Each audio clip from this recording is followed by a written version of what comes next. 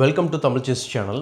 So இன்றைக்கி நம்ம பார்க்க போகிற இந்த ஷார்ட்ஸில் ஒரு என்கேம் ஸ்டடி வந்து ரொம்ப ஃபேமஸான என்கேம் ஸ்டடி வந்து நம்ம பார்க்க போகிறோம்.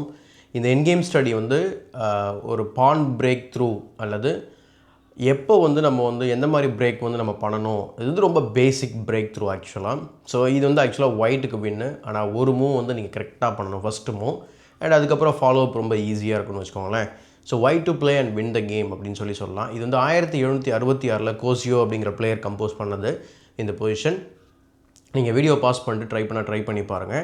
அண்ட் மறக்காமல் இந்த வீடியோக்கு ஒரு லைக் போடுங்க, அப்படியே சேனலை சப்ஸ்கிரைப் பண்ணி வச்சுக்கோங்க. இப்போது இந்த பிரேக் த்ரூ எப்படின்னு நான் சொல்கிறேன். ரெண்டாவது, செஸ்ஸை பற்றி ஏற்கனவே உங்களுக்கு தெரிஞ்சிருந்து அப்படின்னா மோஸ்ட்லி இந்த பொசிஷனில் நமக்கு டிஃப்ளெக்ஷன் அப்படிங்கிற ஒரு டாக்டிஸ் வந்து நமக்கு ரொம்ப ரொம்ப ஹெல்ப்ஃபுல்லாக இருக்கும்.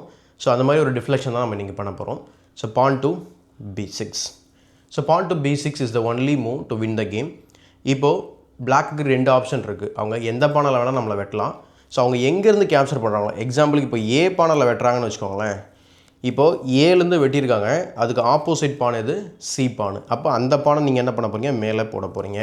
இப்போ என்னென்னா இந்த பானை நீங்கள் டிஃப்ளெக்ட் பண்ணுறீங்க. எதுக்காக அப்படின்னா இந்த பானுக்கு வழிவிட. சரி, இந்த த்ரெட்டை இக்னோர் பண்ணிவிட்டு அவங்க இதை வெட்டினாங்கன்னா நீங்கள் டேரெக்டாக வெட்டிட்டு ப்ரொமோட் பண்ணிக்கலாம்.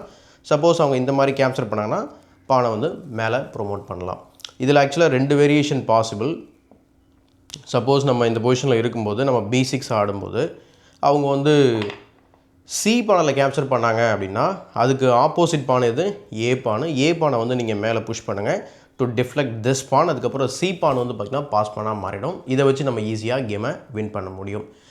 இந்த பொசிஷனை நீங்கள் நிறைய இடத்துல வந்து நீங்கள் வச்சு செட்டப் பண்ணி எது ஒர்க் ஆகுது, ஒர்க் அவுட் ஆகலை அப்படிங்கிறத வந்து நீங்கள் வெரிஃபை பண்ணி பார்க்கலாம். ரெண்டாவது, இந்த பொசிஷனுக்கும் கிங்குக்கும் பார்த்திங்கன்னா டோட்டலாக வந்து irrelevant-ஆன ஒரு விஷயம் சொல்லலாம். சப்போஸ் கிங் பொசிஷன் வேறு இடத்துல இருந்தால் இந்த ரிசல்ட்ஸ் வந்து மாற வாய்ப்பு நிறையவே இருக்குது. ஸோ அந்த காரணத்தினால கிங் பொசிஷன் வந்து கொஞ்சம் அவுட் ஆஃப் த ஸ்கோப்பில் இருக்கும்போது இந்த சேம் பிரின்சிபலை வந்து நம்ம யூஸ் பண்ண முடியும்.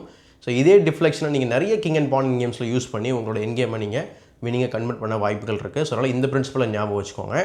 ஸோ அதாவது பிரேக் பண்ணும்போது ஆப்போசிட் பானை வந்து நீங்கள் புஷ் பண்ணணும் அப்படிங்கிறது தான் விஷயம். அண்ட் இந்த வீடியோ பிடிச்சிருந்தா லைக் பண்ணுங்கள், மறக்காமல் தமிழ் செஸ் சேனலை சப்ஸ்கிரைப் பண்ணிவிட்டு மற்றவங்களுக்கு ஷேர் பண்ணுங்கள். இதே போல் ஒரு இன்ட்ரெஸ்டிங்கான ஷார்ட்ஸில் மீண்டும் சந்திப்போம்.